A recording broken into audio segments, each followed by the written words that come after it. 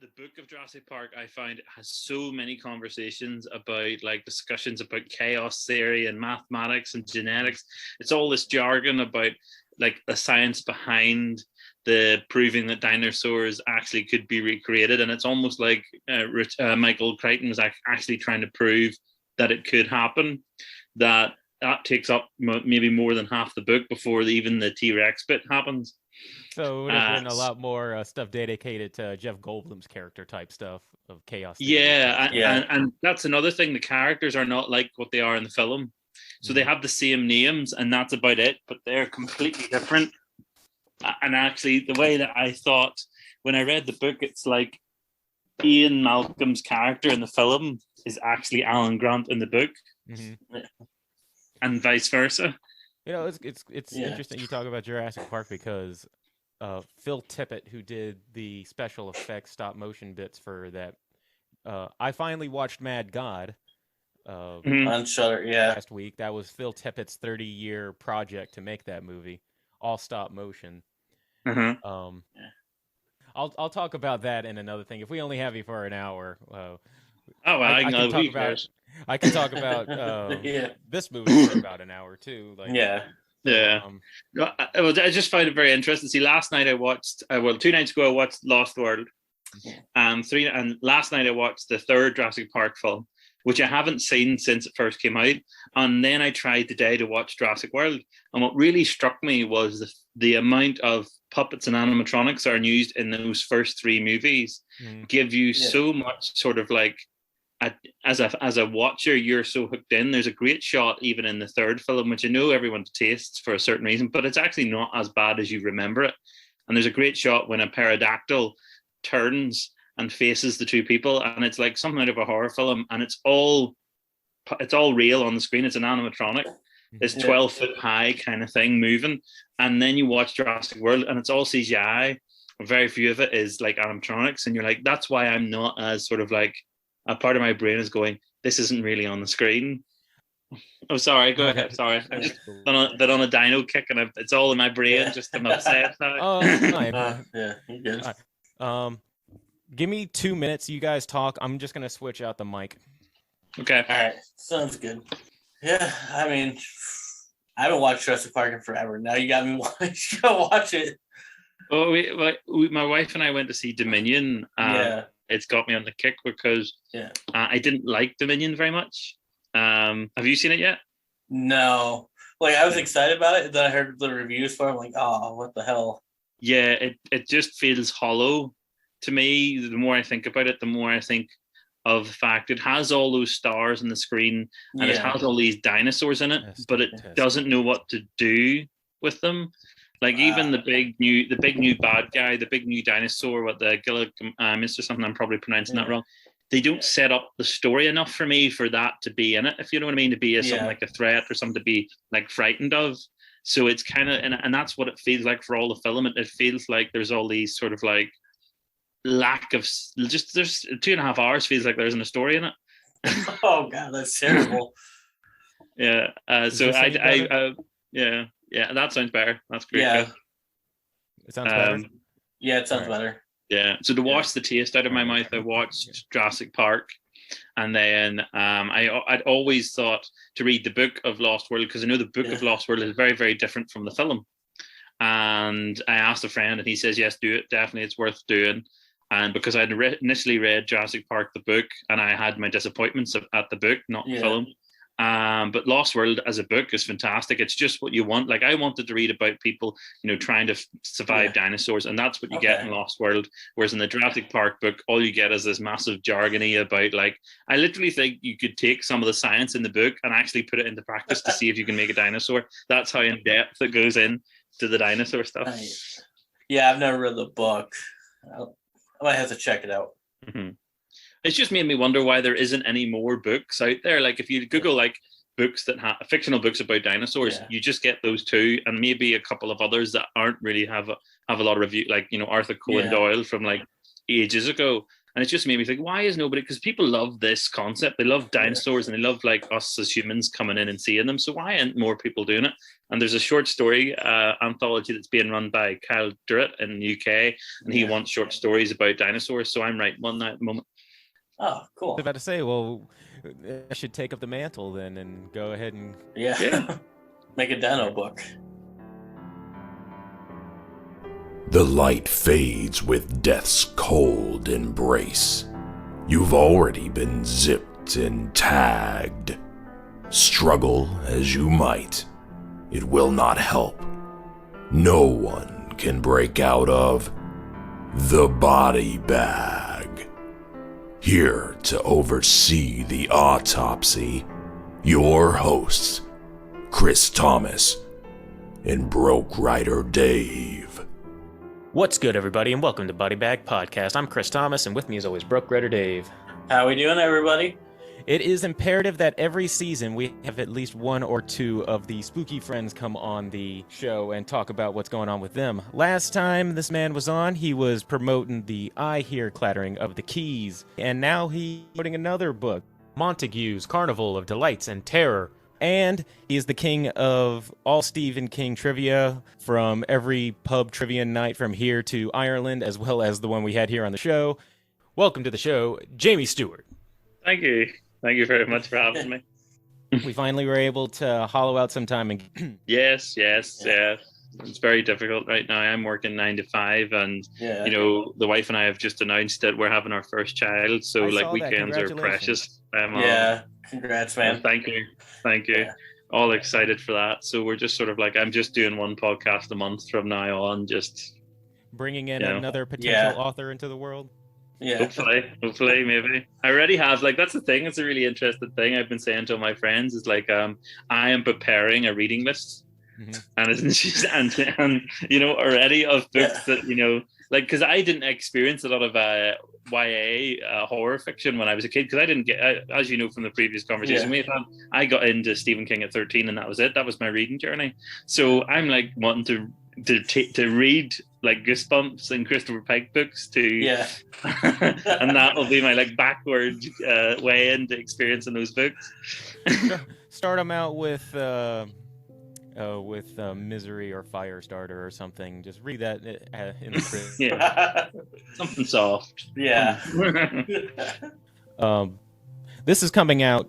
This is going to be our August episode, which is perfect. Going into the fall type season, getting us started will be this episode with Jamie Stewart. You were working on your academics as well as you were doing the book tour for Clattering of the Keys, and now you're working on this. Like, how's balancing all of your projects going? It's going really well. It's surprisingly better than what I thought it would the last time I was speaking to you. You know, I've been doing a course for this year, and it finishes in September. And I thought I wouldn't get any time to write anything long form while I was doing it. But like Montague's Carnival of Delights and Terror, that was written. That, you know, there was nothing needed to be done to that other than like spelling checks and stuff. Yeah. So all that stuff is set to go for its release there in June. But I ended up finding some time, and I wrote a novel in 5 weeks there in April, between April and March. And then I've since done a second draft on it this week and sent it to publishers. Whenever we have you guys on, I always have to say that I admire the fact that you guys can just pump out a novel in just a couple of months. We're still working on our... Well, I just got a burst of inspiration for the stuff that me and Dave are working on, but, I mean, it's... The little bursts of inspiration are far and in between, but when they hit, it's, like, super intense. Yeah, I think that was the same for myself, I think, but I had told myself from September I wouldn't get the chance to really write something new. So I had gone until March, and then there looked to be like 7 weeks where I was going to have like quite light duties. So I was like, this novel's been kicking around in my head since the summer of 2021. So I thought, let's just do it. Let's just use that 7 weeks. But it, like, so much so that the first 10 chapters, I knew the sentences in my head. I knew how they began, how they ended and stuff. So it was literally the first half of that book just poured out of me. So it was, and then the end of it just was like a race to the end. Well, Dave actually has some specific questions about the book. I have a couple of side questions, but Dave will go deep into Montague. So why don't you go ahead and take that, Dave? Well, it's going to be Montague and also the Price Manor series that you were a part of. Because I think that is a very interesting thing that you guys are all doing. What was like your process getting involved in the Price Manor series? It was just, I got added into a group of people that sort of decided to sort of create a group chat for supportive reasons for authors at sort of a certain level. And Mike Salt's in it, and Haley Newley, and Thomas Bloom, and all these people. And 14 of us just got together, and we're working really hard to try and, carve a space for ourselves in this industry. And it can be very sort of frightening doing it by yourself. Oh, yeah. Let's do it together. And then Mike Salt had this idea of I'd love to do a series where each individual portion of the series was written by a separate author, maybe like a short story anthology, or maybe then it became a novella series.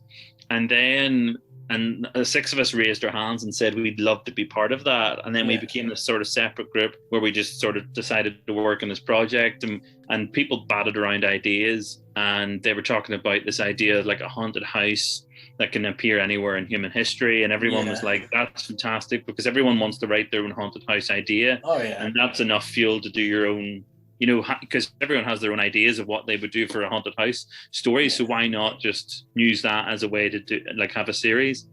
And I was reading Hellboy. I've read all the Hellboy comics, but the only one I hadn't read was the first one.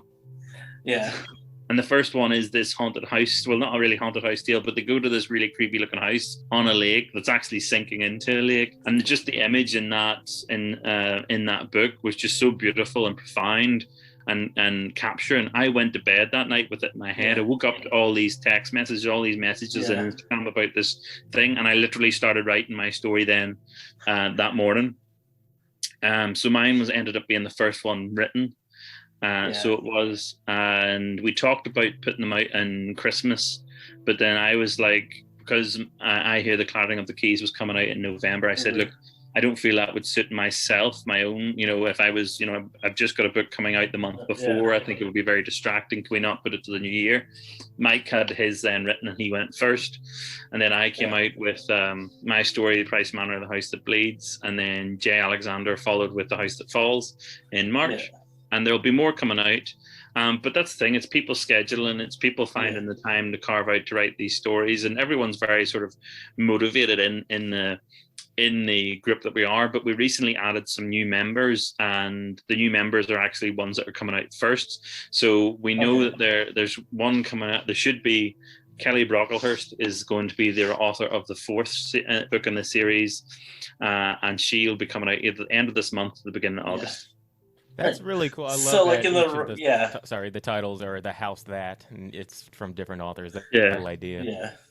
That The House That was my idea, only because I had written mine first, and I'm sort of the type of person that when I'm writing a project, I really, really get excited about it. That I have to tell people that are involved. So I was sort of like working out what I was going to call my story in this group chat, and eventually I settled on The House That Bleeds because there's a particular scene in my book where literally the walls, a fountain of blood comes out of the walls and drowns a character in the book.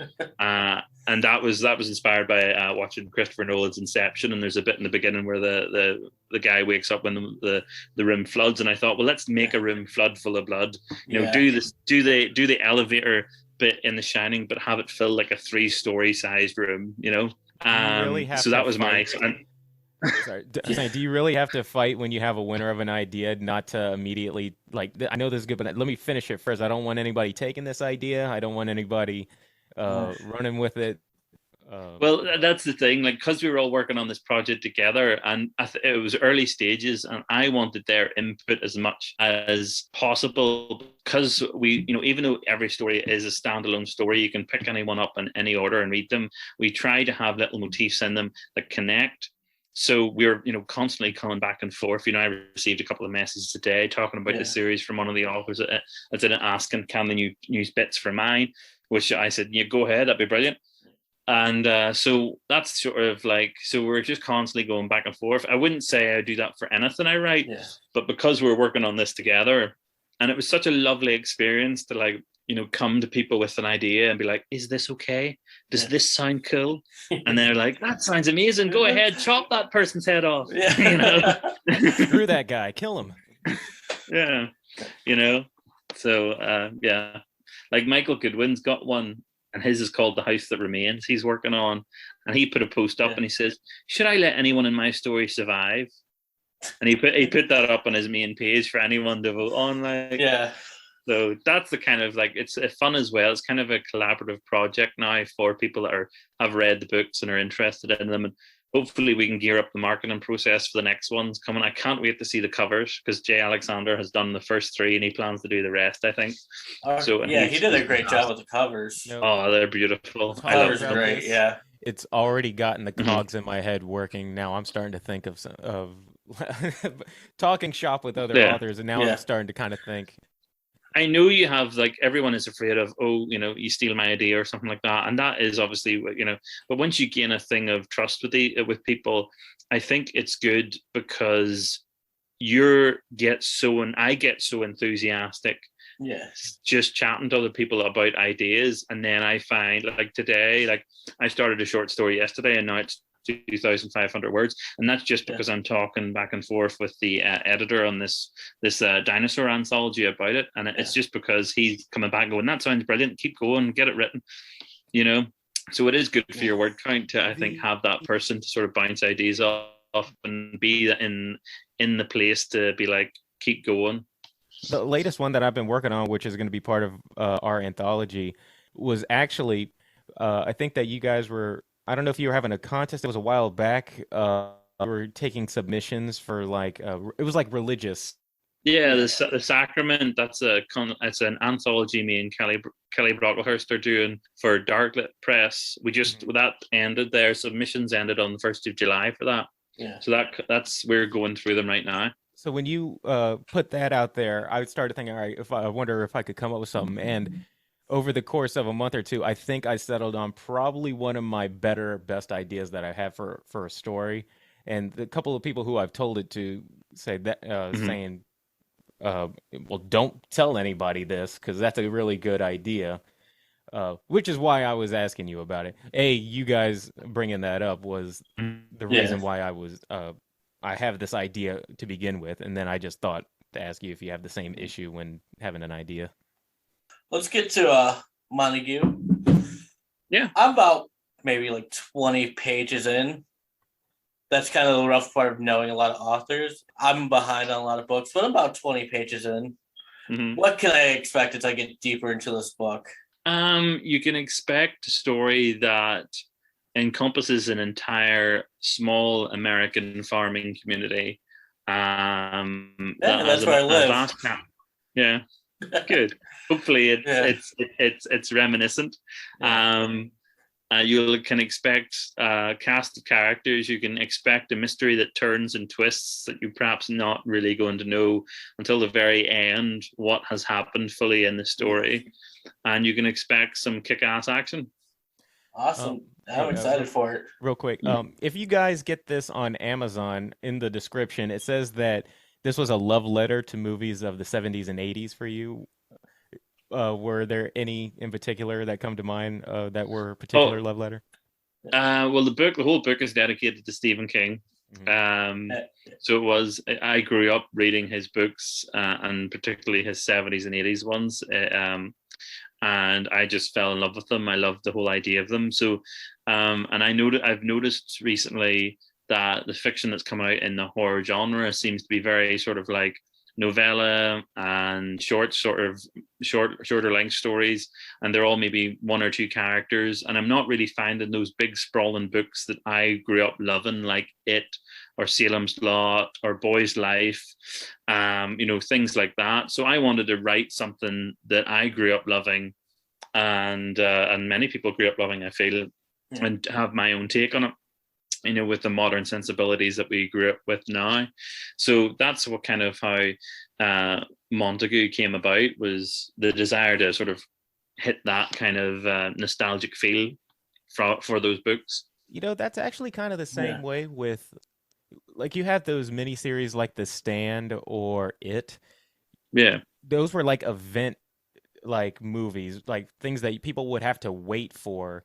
I mean, we have Netflix now, which is like you just can binge watch an entire thing, but people would actually have to wait like days or weeks sometimes to get a next installment of something like the next episode of The Stand, or the second chapter of It. Yeah. You don't really see too much of that anymore nowadays, event television like that. No, event television, no. It's almost like it's not even obviously television wants to do well, but it's like if it doesn't do well in its first week, they're like, oh, it'll find its audience eventually. Like Breaking Bad, Breaking Bad didn't do particularly well, and when it came out, and then it was over, and everyone was like, this season's amazing. This TV show is like the best TV show ever, but it's already finished, and now you've got 5 seasons to binge. So yeah, it's all changed. And Montague Carnival is kind of like a wee callback to those big sort of event type blockbuster books and TV shows that you used to get. And I'm just really proud of it and happy that it seems to work. People that have read it seem to really enjoy it and really love it. So it's really good. Yeah. So what type of research did you do, being from the UK, but writing about a small like farm town in the US? Very little. Very little research was done, because I feel like once you're doing the research, it like slows the whole writing process down. But so I did my first draft, and then I'd just start researching through like Google and stuff. But what I found in like TV shows that come out now, like Stranger Things, for example, it is using songs directly from the year that the story is set in. Yeah. But as a fan of like music and films, I'm always like listening to music and watching films that have been made from, say, a couple of years ago, or so in Montague there's an album that's always used by one of the characters, and it's from T-Rex, which is a British rock band, and it came out in like the 1970s. But I was just sort of like that was on a loop while I wrote the story, so I thought it needed to be in it, so why not make this kind of like there, because it came out like a decade before the book is set, but still that's more an accurate idea or depiction of what people would be listening to and watching, especially back then when you think about like people had tapes and vinyls and stuff like that. They didn't have downloadability. They didn't know instantly that something was released. So you maybe a couple of years would go by before you found something. So the fact that I put this album that's like a decade old, of course somebody might know it in America now, but they probably wouldn't know it in the time it was released. So that's sort of the research I was doing on things like that. Okay, that's pretty awesome.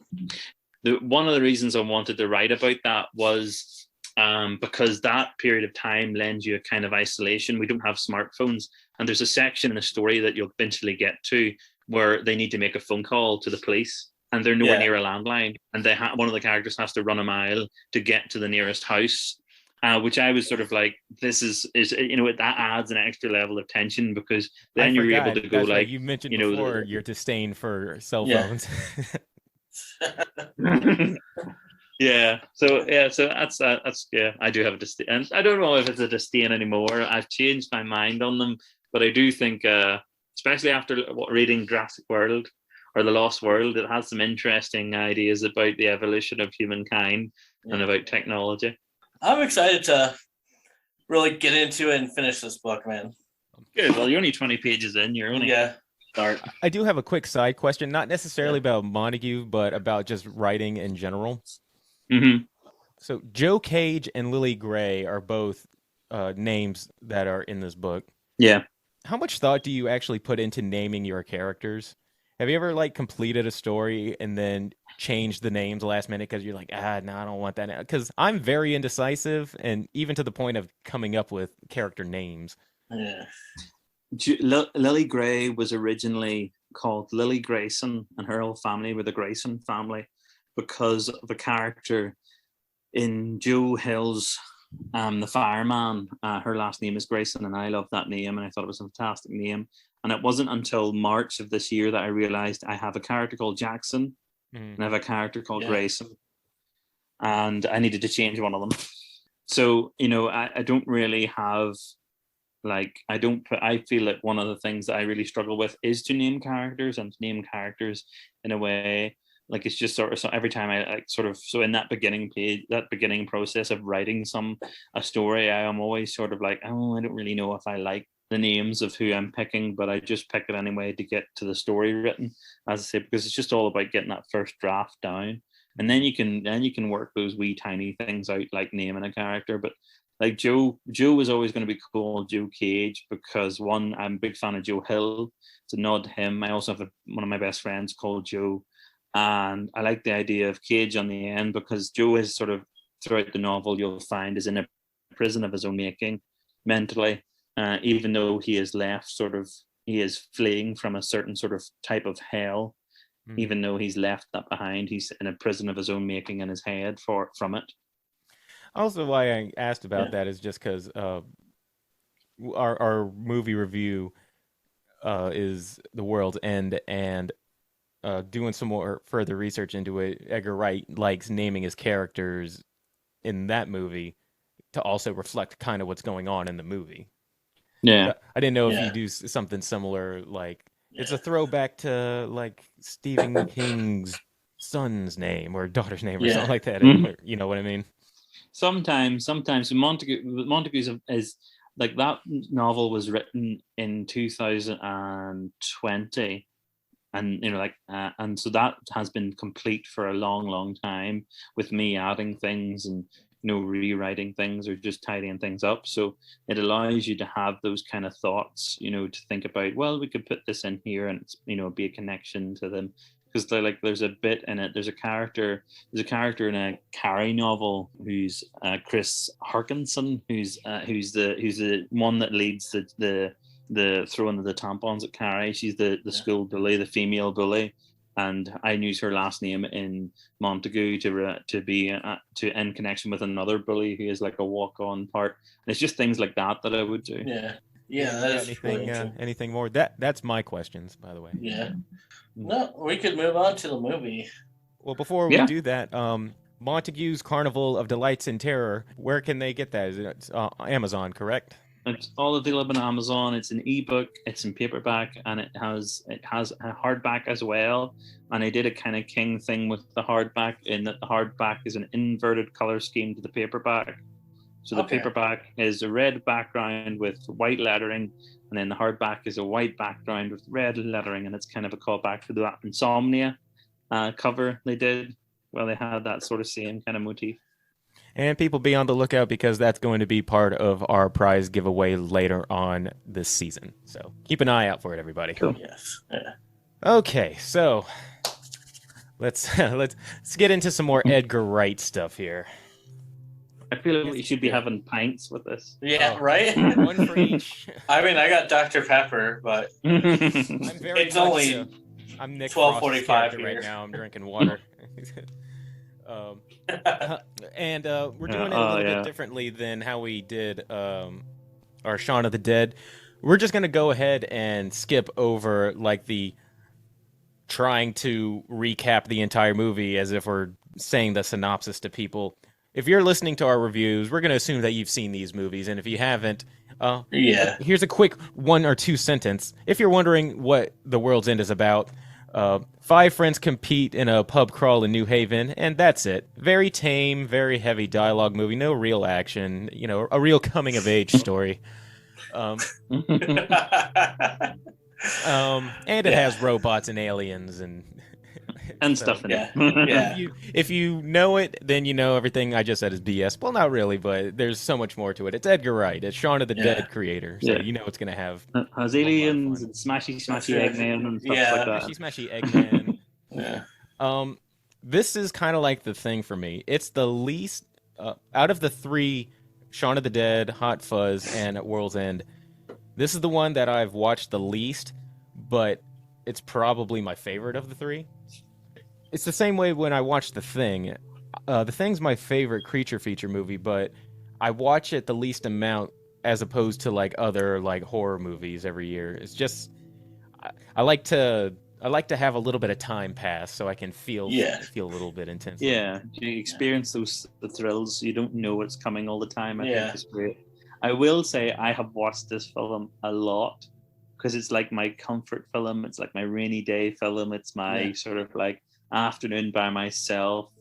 And for me, the reason why I love it is because it came out in a time in my life when I had a group of friends that would do the pub crawls that they would do. Yeah. So we used to start it in our house. We'd put this film on. We'd have a drinking competition with this films. Whenever they took a pint or we had to take a shot, and then we would go out and do our own pub crawl. And so it's sort of like any time I put it on, I just reminisce about my friends that I used to live with in Scotland. That's exactly why I don't watch it as much, because it just makes me sad. I don't want to reminisce on the good old days. Yeah, but that's the thing. It is like there is a good emotional core to this film. As much as we say it's got aliens and sort of like it's Edgar about Wright is five really friends getting drugged. Yeah, he just pulls on your heartstring. Yeah, he really knows how to. He's become like my top 3 like dialogue movie makers. Yeah. A lot of the stuff that he has in there is very funny, but a lot of the dialogue is very quick sometimes, so that you have to be like, wait, what? Yeah. That was a reference to something else said 30 minutes and ago. it all relates. It's very as someone who writes himself, I can't understand how every single bit of dialogue has an effect or has an impact later on, or is it's not like a film you could probably compare it to is The Hangover, but this film, there is a history with the 5 characters in it and the history together. And even though maybe you've only seen like a fast forward through that history, when they say something and they react, you get a sense that these people have lived a life together and gone through some shit. And these Edgar Wright movies are really good at, like I said, making references to scenes that we saw at the very beginning, but now redone in a way that fits the scene and tone now. Just even something that has he loves his very quick zoom in shots. Just even something as simple as them like filling up the shot glasses, 1, 2, 3, 4, and then just one water. And then eventually it's all right, I'm gonna ask you guys real quick, see if y'all remember, since I was talking about names earlier. Do you guys first off remember all 12 of the pub names? I probably do, but probably would be able to do them in order. All right, that's fine. I got them listed right here. So I probably can you name off the top of your head all of the off the top of my head? We'll go World's End first. That's a big one. That's an easy one. There's the King's Head. There's a Hole in the Wall. There's the Old Familiar. There's the Cross Hands. There's the Mermaid. The Beehive. Is it the Cock? The famous Cock. Famous Cock. That's how many to get. That's as far as I can get. In order, it goes the First Post, the Old Familiar, the Famous Cock, the Cross Hands, the Good Companions, the Trusty Servant, the Two-Headed Dog, the Mermaid, the Beehive, the King's Head, the Hole in the Wall, and the World's End. And apparently each and every single one of them has a reason why it's named that way, because it has to do with what's going on in the story. Which we don't have like any like real like pubs over here like that with cool names like the King's Head or the Good Companions or anything like that. I got O's Tap and Jack and Diane's. That's what's in my town.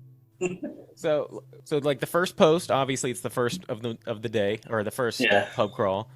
The Old Familiar, that's the introduction of when Sam comes in. The Famous Cock, and also the pub is literally the same pub. Yes, the interior is literally the same design. Famous Cock was supposed to be Gary King. He's a famous cock, and he was famous and got kicked out of the place. Crossed Hands is where they started working together as a team. The Good Companions, they're even more camaraderie in that. Trusty Servant, that's when we see the weed dealer, the drug dealer, who gives us some information on what's going on. The Two-Headed Dog, we see the Marmalade Sandwich. The Mermaid is where they start getting seduced, very much like how mermaids did to old sailors. Then you have the Beehive, the King's Head, where we get introduced to Pierce Bronson. I forget what Pierce Bronson. The Hole in the Wall, and then of course the World's End, which is the end of the world. I just think that is just so cool. You have 12 different names of 12 different pubs, and each and every one of them means something to the story, and that is so cool. It is so clever, and I think it's really underdone, or like it's considered like the weaker of the three out of the whole film series. And I think it's probably because it takes a little longer to set up what's happening in the story. Yeah, that's the cool but thing about. I love all of it. If you've not seen any trailers for any of the top three Edgar Wright movies, and you just went into it without knowing anything about it, you would watch the first 10 minutes and think, all right, this movie isn't really anything special. No, Shaun of the Dead, all right, it's about a slacker. Hot Fuzz, okay, it's about a guy who's going to, he's a big time police officer going to a small town. Is he going to have to like come to grips with that? And this one's a guy trying to reclaim his lost youth. Yeah. But once after that 10-minute mark goes by and things start kind of kicking in, then it start fighting robots. And you start fighting robots or zombies or a culty town. It's part of me wishes that I didn't know trailers for this. That way I could just come into these things without like expecting like there was going to be something going on. Mm-hmm. I love like one of my favorite story tropes is the body snatchers trope. This idea of like you're in a town or you're in a place that and now it's slightly different and there's this weirdness, and it's really interesting to watch because you as a viewer are able to go to this town and notice like the people staring at them, but they're so drunk as characters by this point that they don't even notice that there's something going wrong, and it's just sort of this delightful kind of slow like Nick Frost is slowly becoming like just fine with the situation, like well, we're gonna complete it used to be like, no, I hate this, I'm only doing it because we have no other options, to I'm just kind of going with the flow now. Fuck it, let's do it, is what he said. He was six drinks and 5 shots deep at that point, so I really love him in this film because both the two kind of characters he played before, Ed and Danny, were kind of like the dumb sidekick, the kind of like I love seeing him as the responsible, like forward thinking, trying to figure out the situation kind of thing. Like a lead. He is the leader, and it's more like the character of Gary King, who's the main character, isn't really a leader. He's more actually a hindrance to the group. And they're just sort of always trying to pull him out of the mess that he gets them into. Which is a good juxtaposition that he considers himself like the king of the group, but he's actually the lowest on their totem pole in terms of they just feel sorry for him. It's a brilliantly, like, there's wee bits in it where like there's a bit in the Beehive where Gary King and Peter are sitting beside each other, and they have to call their old school teacher by his first name for the first time. Guy. Guy. And they're 40-year-old men, and they break out into a fit of giggles, which just is like just like they're kids again. And every single time I see that just makes me laugh my head off. And, it's really well acted, this film, and I kind of like all 5 of the people that are cast. I think are really, really great. Like Martin Freeman as the sort of like show-offy Bluetooth earphone guy. I was kind of bummed out that he was the first to get got, though. I'm bummed out every time. Like, I was really annoyed that Peter died because I really liked him. You want to see these friends who are now starting to like get back to liking each other and starting to kind of reclaim their youth, get taken over by alien robots. Go ahead. No. Finish your thought. I love the whole sort of like the enemy in this. The robotic enemy is sort of like, oh, we're doing this for your betterment. We're not really evil. We're not taking over your world to be like kill everyone and dominate. We're just trying to make you better. But in order to do that, we have to kill a couple of you. That's the mentality of every conquering like nation on Earth. And just it's not like it's not like they're monologuing in this way that they know they're the bad guy and they're loving it. It's just they're like, oh no, we're here for your betterment. Well, that's what makes a good villain too. Ones that actually think that what they are doing is right. Absolutely. Well, that's also part of like my favorite bit of the movie when they're like, well, what happens to the replacements? I told you not to ask. So you said that this is. Oh, I kind of agree too. That when you ask people, this is like not as popular as something like Hot Fuzz or Shaun of the Dead, but even out of all three of those movies, the thing I get the most emotion from that ending bit when he's in the last pub, the World's End. And he's having that one that hits crisis of, so, and that's I think it's really overlooked, this role and this film, for multiple different things, but Simon Pegg in this film is acting his ass off. And he is a fantastic, you have to think he is being funny, but at the same time, that character is only using that humor to mask the amount of hurt and the amount of anguish that they're going through in the film.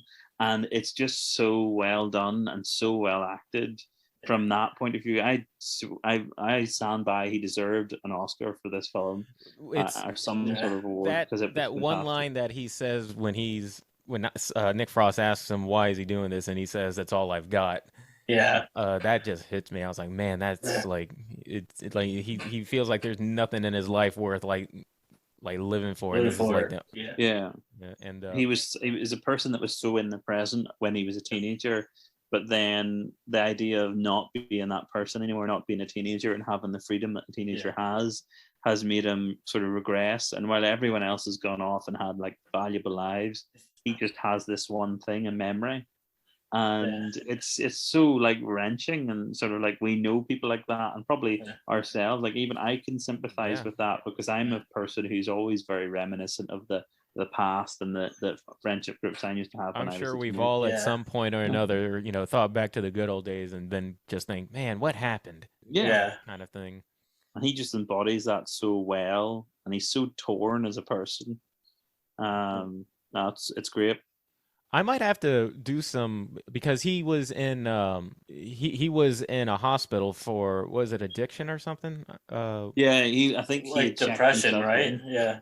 I might have to see. I think he tried to kill himself. There's a bit where they reveal his wrists, and his wrists are bandaged. It's the first time you ever seen it. I think he tried to commit suicide, is basically the suggestion. I might have to see if there's any deeper meaning to there being 12 pubs, and it's 12 pubs, right? There's 10. Well, there is the Alcohol Anonymous is a 12 program. It's anonymous.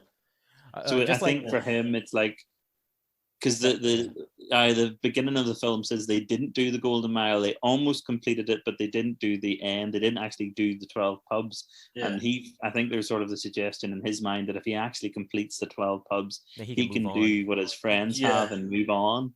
It's like you get the sense that he's probably never completed anything in his life, and whether it probably be school or working or anything like that. That if he needs some kind of validation to say that he's completed something in his life, which makes this film sound so deep. Yet at the same time, it's so hilariously funny. Like, we're probably making this sound like Schindler's List to anyone who's really listening that hasn't seen it, but it is really funny at the same time. It has like if you've seen Shaun of the Dead or Hot Fuzz, I mean, it has a lot of that humor. It's a lot of funny, but the deep parts usually come in. It usually gets deeper closer towards the end as these movies go along, but it is definitely really, really funny. And again, it has a lot of that quick. A lot of the dialogue is very quick, and sometimes you feel like Nick Frost and that Gary keeps saying stuff and not understanding how dumb he sounds, and Nick Frost is like, Jesus Christ.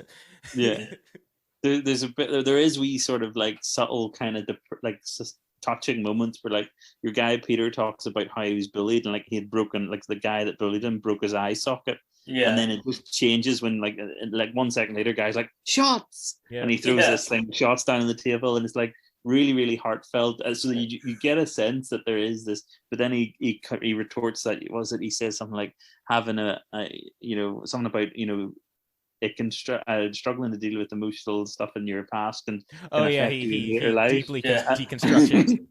And he deconstructs himself. When you find out that at the end that he's been in like a hospital, you realize, he probably heard that's probably something he picked up inside the clinic that they said. But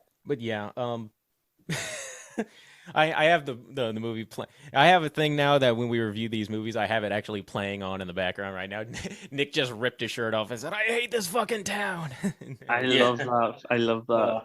That is one of my favorite bits. There's so many bits in it that I just think of as glorious, and he is really good in that film for, when he lets loose. Yeah. And that's another thing, like the fight choreography in this film is insane. Mhm. It's like it was done. I heard recently the choreographer who did this film, he trained under Jackie Chan. He recently passed away.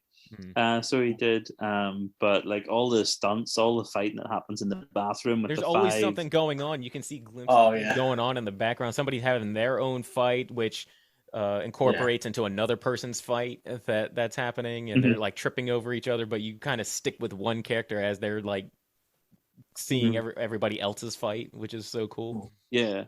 I thought that bathroom scene, the entire scene was pretty hilarious from the get-go, where Gary's just sitting there pissed and talking to a guy. I'm like, that'd be such an awkward situation to be in. To be a younger guy sitting in the bathroom, just having an older guy pissing and talk to you. Yeah. Edgar Wright does something really cool that not a lot of filmmakers can do, in that the action scenes have a lot of quick shots, so it's very fast, but I can still tell what's going on. A lot of cinematographers can't do that, and they rely too much on quick cuts and shaking camera that during an action scene you can only tell that action is happening, but you can't necessarily tell who's being hit, who's throwing the punches. But here it's very quick, a lot of zoom in shots and zoom out shots, but I can tell who's fighting, who's doing what, and what's happening, which I think is that is not an easy thing to do. No, So I don't think he that. uses. I do, like, he does use a lot of quick shots, but I would say that it's always steady cam. Like the camera is always steady. You're always aware of who you're focusing on for that reason. Like doesn't do the Jason Bourne thing where you're like, what is going on? Sort of thing, where it does have a lot of quick edits on it, but it's at the same time you're like, like you said, you're aware of who is throwing the punches. And in the middle of it, and like there's so many action films out there. I'm sorry, so you go ahead. I was saying, and like in the middle of all of the quick back and forth, he'll stop like suddenly and kind of linger on somebody's expression, or somebody like looking around, like what's like trying to take in what's going on around them, and then continue back to the action. The one thing I love about this film is like each action sequence is just as good, if not better, than the previous one. And there's so many action films that are out there, like are literally their premise is an action film and their fight scenes are crap. But this like excels in the fact that it just provides you with so many, like, you start with that fight in the toilet between like the five main characters and these five sort of hoodie characters, and then it cuts to them literally fighting the entire town. And and it all works, and it's all really well done, and it's sort of just he's one of a kind. Edgar Wright, I you said he's your third favorite. I'd say he'd be up there with maybe my first. I think everything he does is in my really, top really 3, unique. so they're interchangeable. Yeah, he's up there. Edgar Wright did the off the top of my head I can't remember that Tom Cruise movie about no. Did he do that one? Which one? It was Tom Cruise where they were fighting alien monsters, and then every time he died it would reset. It was called End of Tomorrow. Edge of Tomorrow. Which had like 3 different titles. Yeah. Did he do that one? No, that was Doug Liman. No. I don't know why for some reason. He's only done the Cornetto trilogy. He's done Scott Pilgrim. He did Baby Driver, and then he did Last Night in Soho. That's it. Yeah. I think Baby Driver is the only one I haven't seen yet. It's fantastic. Yeah. Oh, it's fantastic. Like, it is. Oh, you're in such for a treat. Well, I mean, it's Edgar Wright, so of course it's gonna be fantastic. I always find it interesting when, like, Edgar Wright has different films. When he does films with Nick Frost and Simon Pegg, the comedy is so right there in the forefront. But when he does films by himself, there isn't as much of that. There isn't that comedic kind of. It's there, and that for me, like when I went to see Scott Pilgrim vs. the World, I found that quite jarring. I didn't really like it the first time I watched it. Now I love it. I think it's a great film. Yeah. But I was just because it went there, I'd seen Shaun of the Dead, I'd seen Hot Fuzz. I wanted to see more of the same, and then saw it's completely different set of humor. So different, yeah. Tenet, and it's so ahead of its time. Oh, definitely. Last Night in Soho made your top 1, didn't it? For what was it? Female characters that we did. Our top Oh 10 yeah, female female characters. villainesses. Yeah, Yeah, Sandy from it. Yeah, Sandy. Yeah. Made your top in your top 10. she's the number one. Yeah, That was a I good. think that's a great one. He consistently puts out good movies. To the point where Marvel wanted him. They used him for Ant-Man. He was a writer for Ant-Man. Didn't direct it. He wrote it. He was going to do, but he didn't want to be connected. He wanted to do like his own, like separate universe kind of Ant-Man film, I think. And they were like, no, it has to be all connected and all that stuff, you know. But he was working on it for like 10 years. And I think he developed like the technology, you know, when you see him shrinking down, he had all that storyboarded, like how you would see him shrunk and stuff like that. And so he developed a lot of that stuff, which is why I kind of like wish Ant-Man had been his, because although I like the film, I feel that Ant-Man film's a bit too montagey, and you know, I would like to see how he would have done it. But you know what, I kind of like sometimes I think, you know, when good filmmakers get into like the whole Marvel or big budget thing, I think then they're subject to way too many studio notes. That they can't just be what they want to do what they want to do, be what they want to be. So he's still putting out stuff, good stuff like Last Night in Soho and things like that. So I'm glad that he's still consistently putting out like good and enjoyable movies.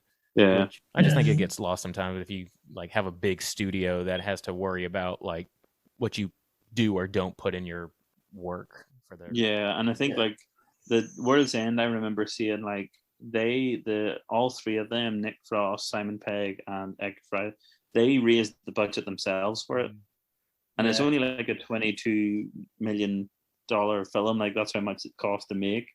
I would be really, you know, which is surprising considering the amount of special effects and stuff in it at work. So they do as a film, and like I think was it Baby Driver? Yeah, he took a pay cut to get like one of the songs to be used in the film and stuff like that and stuff. So he's always like invests in his films. That's how I would kind of feel about like Taika Waititi. Because I had this thought. I went and saw the last Thor movie yesterday. So did I. Do you like it? I haven't seen it yet. Well, we won't spoil. All right, no spoilers, or if so, I'll cut it out. But he's really big in the MCU right now, doing Thor and all those projects. But I think his best movies are the ones that don't have major studio backing like that, like his What We Do in the Shadows, or even like Jojo Rabbit. I think that when you have to raise the money yourself, you can feel the investment, not only monetarily, but your own personal emotional investment into the project that you're making. I think it gives you a creative freedom to a certain extent to do what you want, and it's oddly those films that will be remembered more so with much more sort of reverence than like, you know, I like the Marvel stuff. I'm a Marvel movie fan, and I went to see Thor when it came out on the day it came out. But at the same time, I'm like, nothing compares to like The World's End. Like that doesn't like nothing the IMCU have done equates to like we talked about Jurassic Park. I mean, the films that I really love and stuff. Because if you think about even Jurassic Park when it was made, that was what $60 million. I could tell you in a minute. Make your point, and I'll tell you how much exactly. Yeah, like it's a $60 million film. It probably wasn't expected to do as well as it did. It made like $1 billion on its own in that franchise, and it was probably like laughed at. You're going to make dinosaurs walk. It's going to look so sort of like, you know, outdated, and you won't be able to do the technology. And yet we're given a film that because of that it was allowed to do what it wanted, and it became like this massive, you know, cultural kind of success, which they haven't been able to replicate, because ever since then they've had studios coming in going, you need to do this, that, and the other thing. Jurassic Park, I just remember being everywhere. Just you know, on the toys, on McDonald's Happy Meals. It was everybody wanted. Oh, and by the way, it was 63 million. So you were pretty much right, $60 million. Which, like, if that was made, what is it like? It was like 300 million to make Jurassic World Dominion. and you still can't. But plus you also got to figure at the time when animation was relatively new and trying to blend animatronics and CG and all that. It's really hard to capture a phenomenon. Just like with Dark Knight. Ever since after Dark Knight, everybody wanted to be like Heath Ledger. Every Joker had to be like compared to Heath Ledger, or the Dark Knight like series. Every villain had to be like that in some ways and stuff like that. And, it's instead of replicating it, I think it'd just be better to just have it as a time capsule and I'm not saying like The World End obviously hasn't taken off in the same way that those films have, like they've become massive, like big successes, but I also feel like those films began as passion projects and had when you've got Steven Spielberg behind your film, he's basically saying, I'm making what I want to make and nobody gives me notes. And then when it comes to, all right, but we're now increasing your budget to be this big film, you have to take our notes because we have to see this because we know that this makes money, and then it doesn't make anything. And sadly, I feel like films like this are not being nailed. Because especially since COVID and stuff, it feels like the only films that come out in the cinema are these massive, big blockbusters that make $1 billion, and then the rest of the stuff is sort of stuck in streaming. Whether it's good or bad, you don't really know. Yeah, that's definitely with things like Netflix and streaming services now. Is it even worth it to? Well, I was gonna say put in like hundreds and hundreds of millions of dollars when you have all these other options like on like Netflix or something like that. Yeah, I was thinking just today. I was driving into town with my wife, and I was just saying, if I met Colin Trevorrow, who directed Jurassic World, I would have loved to ask how much would it cost to make the Indominus Rex in the way that they made the T-Rex in the first Jurassic Park. Would it be cheaper to make and have an animatronic, or is the CGI actually cheaper? Just for the sake of, is CGI now cheaper to make than the actual puppeteer and the animatronics? Because I do think that filmed correctly, the animatronics look better and pull you into the film better. It gives the actors something to actually touch and react to. Exactly. Yeah. Touch or react to a green screen. Yeah, whereas like the Velociraptors in, I think, the entirety of Jurassic World, the only time they're not CGI is when their heads are poking through like a wall and it's only just a head. Yeah.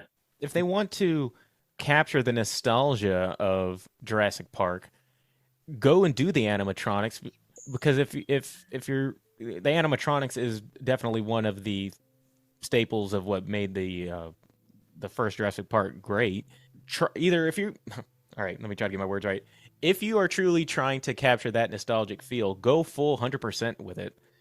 And if not, then don't call it Jurassic Park and just try to come up with something new without capturing the nostalgia. I mean, it's a studio. Not capture it, but money, market so they're not going nostalgia. to do that. But So anyway, we somehow managed to get back to Jurassic Park again. Yeah, well, part of me thought that we were going to eventually end up back over here. I don't know dino kick. I'll have to map out exactly how we went from what to what to what to Jurassic. It's in my brain. It's on my brain. It's on the top of my brain. I feel at the moment in time. I don't know why. It happened so organically. I can't remember how we got here. But we can go ahead and wrap up the World's End review here, since we've talked about. Well, for me, it's a 10 out of 10 film. It's something I watch. It's probably my second favorite film of all time, and only because the first is Lord of the Rings. But I just love it. I think it's fantastic. It's well acted. It's really hilarious. It's got a lot of heart. It's got great action. What more do you want? Dave, you want to go ahead and rate it then? So he gives it. Jamie Stewart gives it a 10 out of 10. I'd probably put it at like a. You can use whatever scale you want. I'm going to use my goofy 30-point scale. Yeah, I'll give it like a 27. 27 out of 30. Yeah. That's about where I was going to be at 27, 28. Out of 30. So that means it's a great film. Top tier good movie. Yeah. So, on my goofy little scale of 0 to 10 is a bad movie, 10 to 20 is an okay movie, 20 to 30 is a great movie.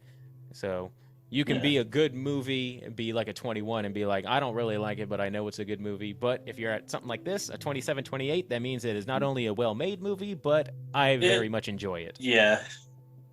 Because you can have a well-made piece of garbage, and but you still have to be like, well, I mean, I can't deny that it looks good. Yes. But yeah, it's so. When you come back on the show, if you decide to come back, are we gonna do Hot Fuzz, or are we gonna do Hot Fuzz? Only one that's left. Yeah, we could too, certainly. That one's my favorite of those three. Well, we already did last night in Soho. That was with Brianna Morgan. But yeah, that's fine.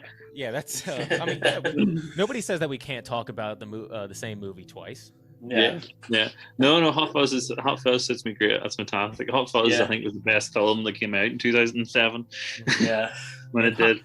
Hot Fuzz was the movie that I went to try to sneak into theaters, but I think I was like 16 when it came out, and I had seen it before. When I remember telling you, when I saw Shaun of the Dead, I took my dad to see it.